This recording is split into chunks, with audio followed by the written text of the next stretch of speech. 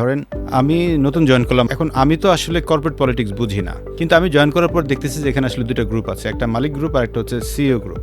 এই ক্ষেত্রে আমি তো লেম্যান, আমার আসলে করণীয় কি? ইউসি, আপনার লাইন ম্যানেজারের থ্রুতে কাজ করা উচিত। আমার formal suggestion, I never exceed this line manager. আমি লাইন ম্যানেজার বাইরে আমি যেতে চাই না, এটা উচিত না। বাট এগেন এখানে জিনিসটা হচ্ছে কি, ধরেন এটার একটা ডিপ্লোমেসি আছে। ধরেন আমি খুব ভালো কাজ করি, বাট আমার লাইন ম্যানেজার কোনো কারণে আমার কিছু করে না। প্রচুর আছে। এটা একটা কমন ইস্যু। অনেকেই বলে যে ফালতু বসের সাথে কাজ করি, জীবনটা দিয়ে দিলাম, আমার কোনো পাত্তাই দেয় না, আমার কোনো ইভ্যালুয়েশন নেই, এটসেট্রা এটসেট্রা। আমাদের বসদেরও প্রবলেম আছে, এটা একটা প্রবলেম আছে। বাট আমি জানি যে আমার লাইন ম্যানেজার বা আমার রেলেভেন্ট ম্যানেজার আমাকে কোনো কারণে হেল্প করে না, বাট আমি তাহলে উপরে কিভাবে জানাবো? এটার একটা সিস্টেম আছে। কিভাবে করতে পারি তাহলে সেটা? ডিপ্লোমেটিক্যালি জানাইতে হবে। দেখুন একটা স্পিচ দিচ্ছে, প্রেজেন্টেশন দিচ্ছে, তখন যদি সিনিয়র ম্যানেজমেন্টের কানেক্টিভিটি করতে পারে, তখন ওই মিড লেভেল ম্যানেজমেন্ট একটু ভয় পাবে যে এর কথা বসও জানে।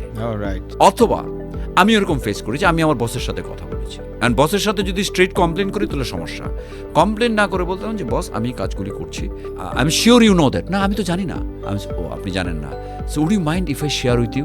ঠিক আছে, তুমি এখান থেকে আমার কপিতে রাখো। আচ্ছা, তো আমি তো তার পারমিশন পেয়ে গেলাম। আমি বস স্ট্রেট উইথে কপিতে রাখলে তো আমার লাইন বস তো মাইন্ড করবে। আমি তারা বলে দিচ্ছি, সে মিটিং ডাকতেছে, এই তুমি কি কাজ করো? আমি বস এটা আমি তো কিছুই জানি না। এই অমুক তুমি এটা কেন করতেছো না? বলে না বস সে ভালো কাজ করতেছে।